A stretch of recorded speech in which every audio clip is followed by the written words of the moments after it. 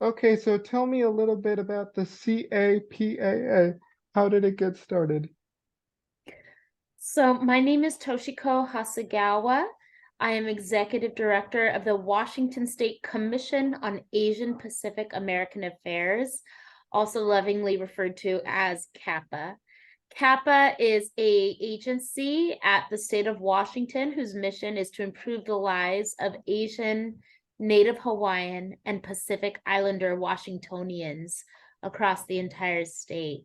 We were established in 1974 as an outcome of the civil rights movement, where community members demanded a seat at the decision-making table of the highest office in the land. The state legislature established the Council on Asian American Affairs, which was then subsequently turned into an official agency and renamed to the Commission on Asian American Affairs. In 1995, in a movement led by Pacific Islander women, it was renamed to the Commission on Asian Pacific American Affairs, recognizing that there were some things that the Asian and Pacifica communities had in common and that united, we had a stronger political voice, because at the time, and still persistent till today, there's a palpable lack of political representation. The commission has focused historically on some specific priority issue areas. Some of them are legislatively mandated, and some of them have been come to fruition over time with community input. And those subject matter priority areas are civil rights and immigration, access to health and human services, education, in particular K through 12 and higher public education, and economic development, which means small business support for minority-owned businesses, and also workers' rights for rank and file ANHPI workers. And we have committees that work on these subject matter areas, and our job is to advise the governor, the state legislature, and all other state agencies on issues, policies, and programs that will impact the Asian, Native Hawaiian, Pacific Islander community members. As staff, I work collaboratively with 12 appointed commissioners who represent the geographic diversity of Washington State. And right now we have commissioners from King, Pierce, Thurston, Yakima, Benton, Spokane, and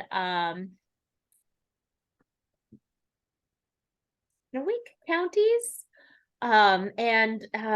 And they also make up some of the cultural diversity of Washington State as well. And so we work collaboratively together to listen to community members, identify their issues, and then think of solutions to be able to address problems. So we're really proud of the work that we've been able to do, and I'm happy to go into greater detail on some specific projects if you'd like me to. Mm-hmm.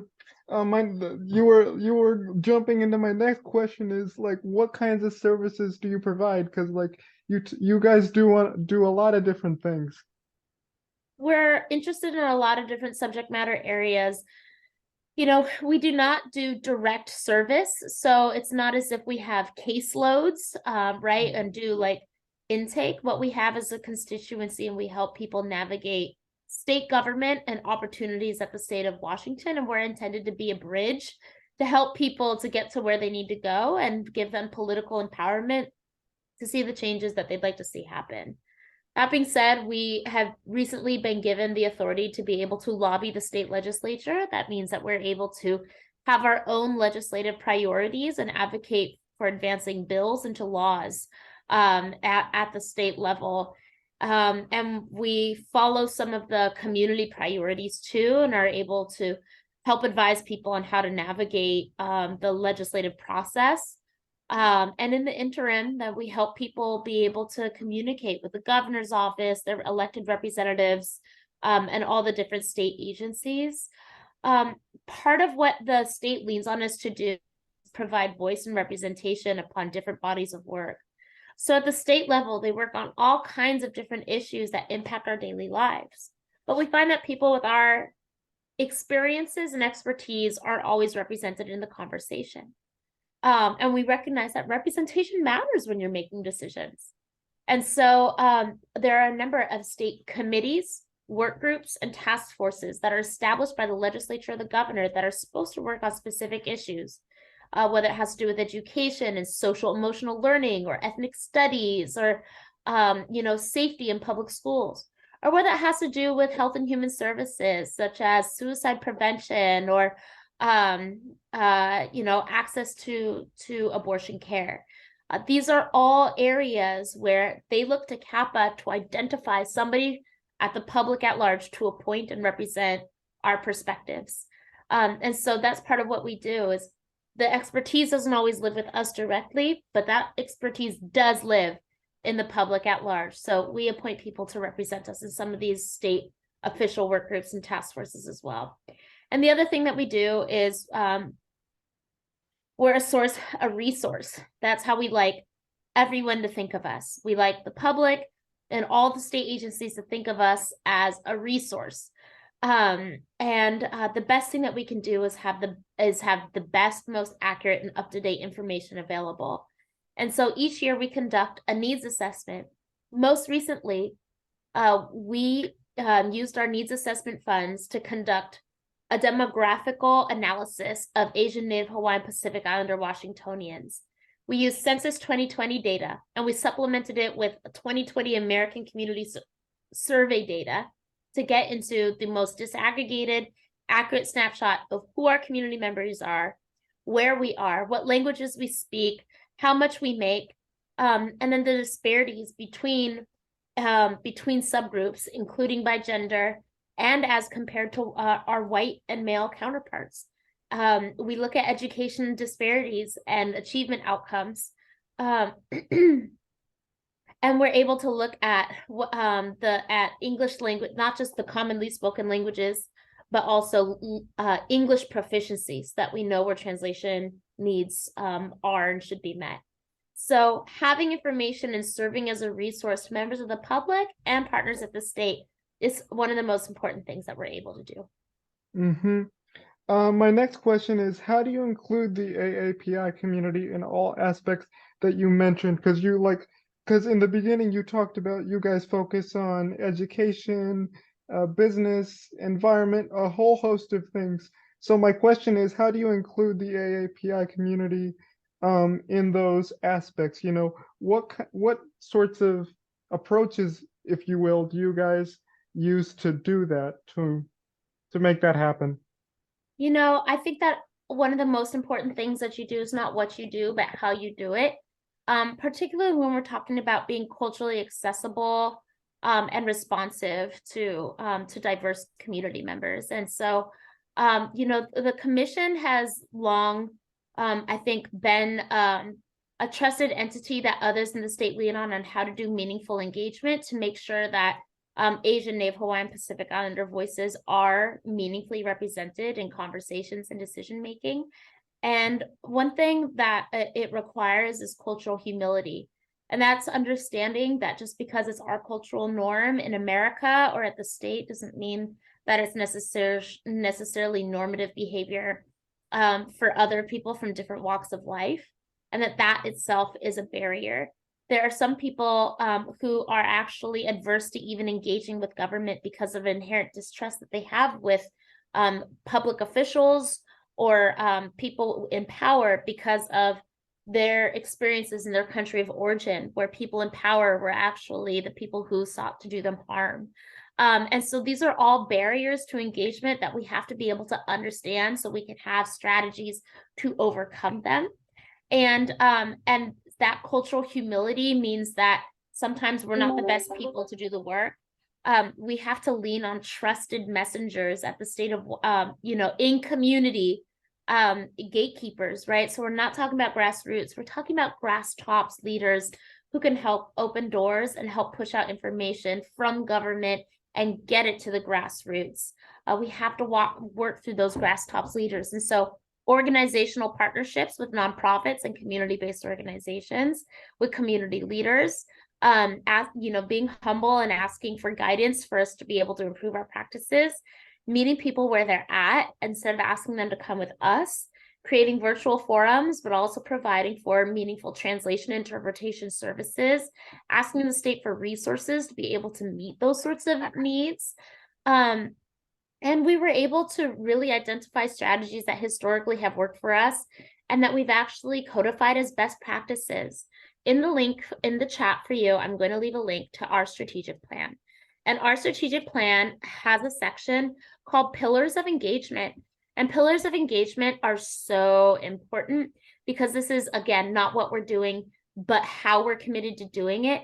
And these pillars include things like commitments to anti-racism and pro-equity, centering community voice, cultural humility, as I described before, being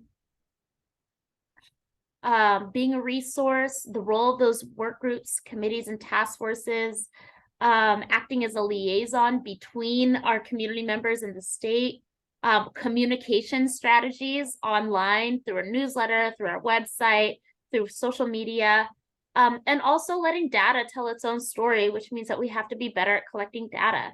That lumping us all together as one conglomerate does a great, although it can provide political power with strength in numbers, can do a great disservice to people who are lost in the margins. And we have to know those differences between subgroups. So we have some of these values that we're committed to, and we find ourselves and our representatives bringing these values to the various areas of state work where we're sent to represent. Mm-hmm. My next question is, what kinds of stakeholders do you partner with in your efforts? I know you touched on that a little bit.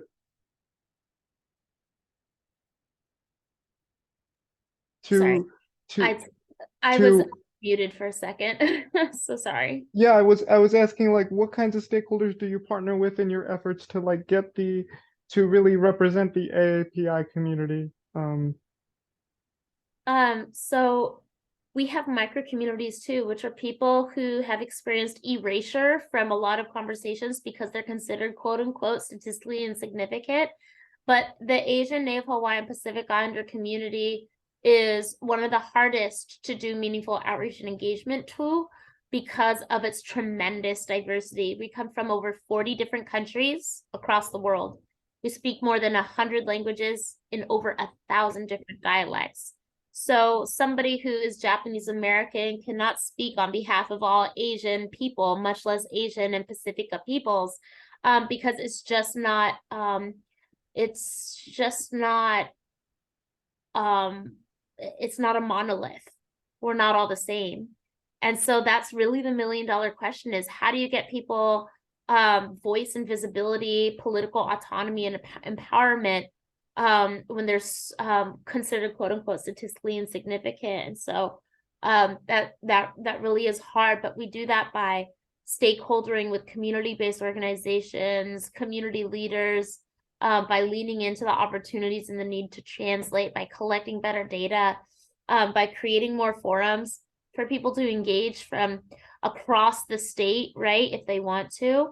And if they're not, if there's not digital literacy and the ability to be able to, or there's experiencing digital inequities and they can't log on to a Zoom, or they don't have the time to be able to do that, that you make yourself accessible for what their preferred method of communication is, whether it's a phone call with an interpreter, or whether it's by having a postal office where they can actually send you a letter via USPS. So we have to be flexible in order to be accessible, and we have to be patient while we help people to be able to navigate systems that are really quite complex and bureaucratic, and in many cases foreign.